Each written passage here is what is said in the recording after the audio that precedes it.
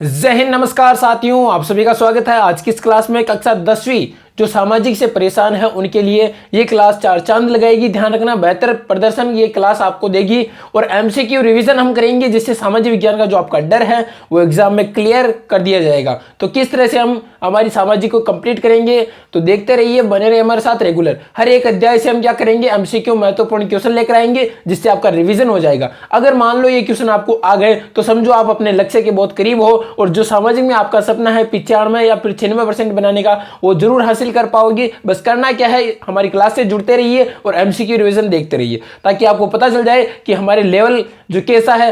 क्यों अगर आपको ये क्वेश्चन आ रहा है तो समझो आपका लेवल बहुत ही अच्छा है और आप इस पार्ट को इसी तरह से अपनी तैयारी आगे रखो ताकि जो आपका लक्ष्य है वो आप हासिल कर सको। तो बेहतरीन तरीके से हम आज शुरुआत करेंगे यूरोप में राष्ट्रवाद, जो हमारा पहला अध्याय होने वाला है। इसको जो हमारे महत्वपूर्ण क्वेश्चन है उसके माध्यम से कंप्लीट करेंगे। आपको बस देखना है कि हम इसमें हमारे कौन से सही हो रहे हैं, कौन से गलत हो रहे हैं, गलत होने का कारण क्या है वो आप देखते रहिए और बताते रहिए कि आपकी कितने सही हुए और कौन सा आंसर इसका सही है। तो चलिए शुरुआत करते हैं बिना टाइम वेस्ट किए आज की इस क्लास की। तो देखिए हमारा पहला क्वेश्चन होने वाला है कि फ्रांसीसी क्रांति कब हुई, यानी फ्रांसीसी जो क्रांति है वो कब हुई। पहला ही क्वेश्चन इजी है और इंपॉर्टेंट है क्योंकि कई बार एग्जाम में आ चुका है। तो क्या वह 1789 में हुई या फिर 1879 में हुई या फिर 1945 या फिर 1947। तो ध्यान रखना, फ्रांसीसी क्रांति 1789 में हुई। कब हुई? बिल्कुल हमारा ए ऑप्शन बिल्कुल सही हो जाएगा। इस तरह से अगर आपको आंसर आ रहे हैं, बेहतरीन तरीके से सटीक आंसर आ रहे हैं तो समझो कि आपकी तैयारी बहुत ही है अच्छी है और अच्छे लेवल की है। तो देखते हैं अगले क्वेश्चन की तरफ चलते हैं। फ्रांस में लोकतंत्र को किसने नष्ट किया, यानी कि फ्रांस में लोकतंत्र। अब ये लोकतंत्र क्या है? लोकतंत्र और प्रजातंत्र, यानी लोकतंत्र एक होता है लोकतंत्र, एक होता है राजतंत्र। राजतंत्र जिसमें राजा का शासन होता है और लोकतंत्र जिसमें जनता अपने प्रतिनिधि को चुनती है। लोकतंत्र की परिभाषा क्या है? जनता का, जनता के लिए, जनता द्वारा किया गया शासन या फिर चुना गया जो उत्तराधिकारी होता है वो क्या होता है? लोकतंत्र कहलाता है। यानी कि जनता के लिए जो काम किया जाता है, जनता द्वारा करवाया जाता है वो होता है लोकतंत्र। तो फ्रांस में लोकतंत्र को किसने नष्ट कर दिया, यानी कि जो फ्रांस देश है उसमें लोकतंत्र था उसको किसने खत्म कर दिया? तो देखिए, क्या अकबर ने किया था, ये क्या फिर नेपोलियन ने किया, या फिर अली जिन्ना ने किया, या फिर चंद्रगुप्त मौर्य ने किया? तो अगर आपको ऐसे क्वेश्चन नहीं आते तो ऑप्शन काटना सीखो। ऑप्शनों को देखो, क्या अकबर फ्रांस में था? बिल्कुल नहीं था, ये तो भारत में था। अली जिन्ना ये भी नहीं था क्योंकि पाकिस्तान में बनाने का योगदान था इसका, तो ये भी गलत है। और चंद्रगुप्त मौर्य भी नहीं है, यानी कि बी हमारा नेपोलियन बिल्कुल सही हो जाएगा। यानी कि फ्रांस में जो लोकतंत्र था उसको नष्ट किसने किया? नेपोलियन ने किया। किसने किया? नेपोलियन ने। इस तरह से अगर आप क्वेश्चन को करते हो तो बेहतरीन तरीके से आपका जो लक्ष्य है उसको आप हासिल करोगे, ध्यान रखना। तो चलिए अगले क्वेश्चन की तरफ चलते हैं। यानी कि फ्रांस में जो लोकतंत्र था किसने नष्ट किया? उसको नेपोलियन ने। चलो अगले क्वेश्चन की तरफ देखते हैं।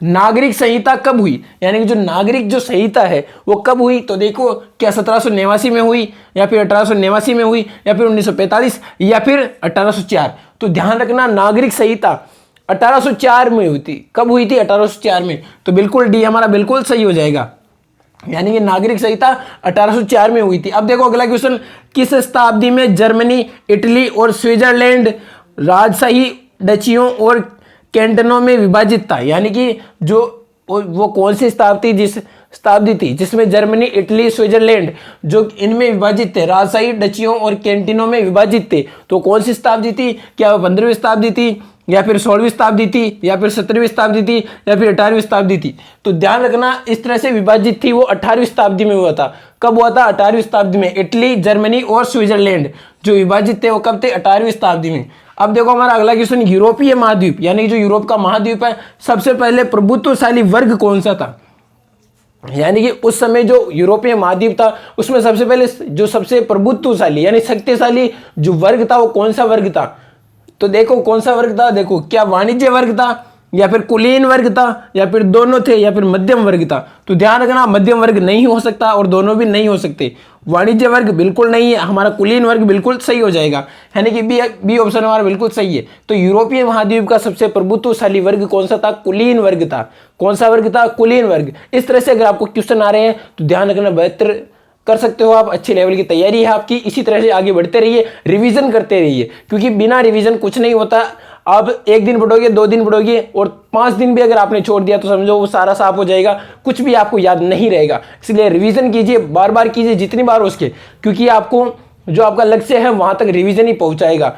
क्योंकि रिवीजन से आप जो आपको आ रहे हैं, आपकी तैयारी चेक कर सकते हो आप रिवीजन से कि मेरा लेवल कितना है। एक बार पार्ट पढ़िए, क्वेश्चन लगाइए, आपको पता चल जाएगा कि आपकी लेवल क्या, आपका लेवल क्या, आप कितने गहरे पानी में हो। जब तक आप रिवीजन नहीं करोगे, PYQ MCQ नहीं लगाओगे, आपकी तैयारी का आपको पता नहीं चलेगा। तो इस तरह से अपनी रणनीति स्टिक करिए और अपनी तैयारी को और आगे बढ़ाइए। चलो अगले क्वेश्चन की तरफ चलते हैं।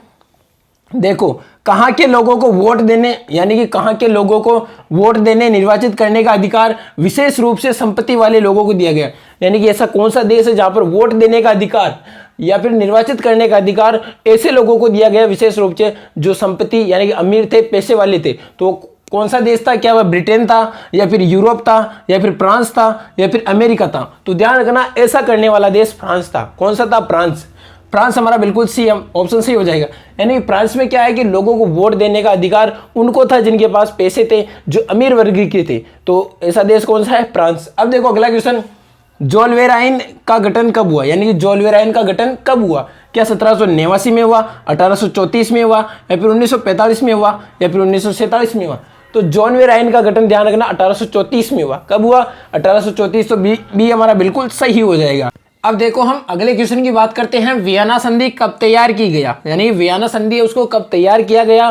तो देखिए सन है 1789, 1834, 1945 और 1815। तो वियना संधि बहुत ही इंपॉर्टेंट चीज है, आपको किताब में देखना है। वियना संधि की जो मेन बिंदु है उनको लिखना है और आपको याद करना है, क्योंकि वियना संधि ऐसा टॉपिक है जो आपके लघुत्तरात्मक क्वेश्चन भी बन सकता है इससे, और दीर्घ उत्तरात्मक भी बन सकता है। तो इसको आपको बेहतरीन तरीके से तैयार करना है। तो आप बताइए कि वियना संधि कब तैयार किया गया? तो ध्यान रखना 1834।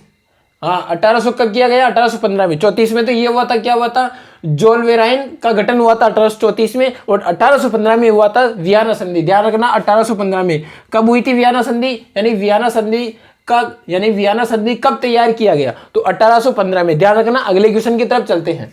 अब देखिए अगला क्वेश्चन है, नेपोलियन द्वारा गठित महासंघ में यानी कि जो कितने राज्यों को पहले की तरह बनाए गए थे? यानी क्वेश्चन को पहले सही समझिए, अगर क्वेश्चन समझ में आ रहा है तभी आप आंसर बता पाओगे कि नेपोलियन द्वारा। नेपोलियन कौन था?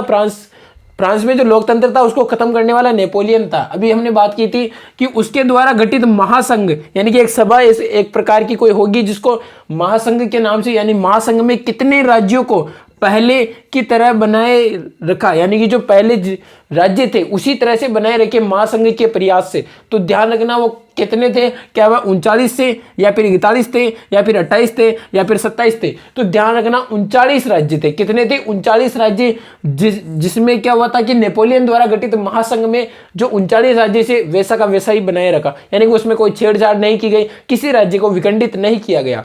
अब देखो आज का हमारा अंतिम क्वेश्चन, पूर्व में रूस को किसका भाग दिया गया था? यानी कि पूर्व में रूस को किसका भाग दिया गया था? यानी कि जैसे मान लो ये रूस है तो इधर क्या है? पूर्व। तो पूर्व में जो रूस है उसको किसका भाग दिया गया था? क्या सेक्शन का दिया गया, या फिर पोलैंड का दिया गया, या फिर दोनों का, या फिर इनमें से कोई नहीं? तो ध्यान रखना जो पूर्व में रूस है ना उसको पोलैंड का हिस्सा दिया गया था। किसका? पोलैंड का भाग दिया गया था। ये थे हमारे यूरोप में राष्ट्रवाद का उदय के बहुत ही इंपॉर्टेंट क्वेश्चन। आई होप कि ये सभी क्वेश्चन आपको आए होंगे। अगर आपने अध्याय को अच्छी तरीके से पढ़ रखा है तो ये क्वेश्चन आपको आए होंगे। अगर इनमें से आपको क्वेश्चन आ रहे हैं तो समझो आपकी तैयारी बहुत ही अच्छी है, और अच्छे लेवल तक बढ़ाओ, क्योंकि तैयारी आप जितने बार रिवीजन करोगे उतनी आपकी लेवल बढ़ता जाएगा, और उस प्रकार से आप अपना प्रदर्शन बता के आओगे। प्रदर्शन इतना जोरदार होगा आपका एग्जाम में कि आप देखोगे ये तो सभी आ रहे हैं, जो मैंने पढ़ा है वो क्वेश्चन टोटल आ रहे हैं। तो किस तरह से हम बताते रहेंगे क्लासों में, किस तरह से आपको पढ़ना है, किस तरह से सामाजिक विज्ञान को कंप्लीट करना है, लिखने का तरीका क्या होना चाहिए, निबंधात्मक क्वेश्चन आपको कैसे करना है, कैसे ट्रिक्स लगानी है जिससे आपको कोई ज्यादा याद नहीं करना है, मेन बिंदु कैसे निकालने हैं, वो सभी हम क्लासों में नए क्लासों में बताते रहेंगे। तो आप हमसे जुड़े रहिए ताकि जो आपका जो लेवल है वो हम और आगे तक लेकर जाएंगे। ध्यान रखना, और क्वेश्चन बनाने का तरीका भी आपको बताएंगे जिससे आपका जो निबंधात्मक क्वेश्चन है उसको भी आप अच्छे लेवल तक लिखोगे और उसमें पूरे में से पूरे नंबर आपके मिलेंगे। तो इसी तरह से मिलते रहेंगे अगले वीडियो में, अगले अध्याय में। अगर आपको किसी प्रकार की किसी विषय में समस्या है तो कमेंट कीजिए, अगर आपको किसी प्रकार की समस्या हो तो कमेंट कीजिए, हम उसका हल निकालने की पूरी कोशिश करेंगे, समाधान आपको कमेंट के माध्यम से रिप्लाई देने की जरूर कोशिश करेंगे। तो तब तक के लिए आप इसी तरह से अपनी तैयारी को बनाए रखिए और पढ़ते रहिए, क्योंकि टाइम टेबल जारी हो चुका है। तो पढ़ते रहिए और टाइम टेबल के अनुसार पढ़िए और मस्त रहिए, स्वस्थ रहिए। जय हिंद, जय भारत।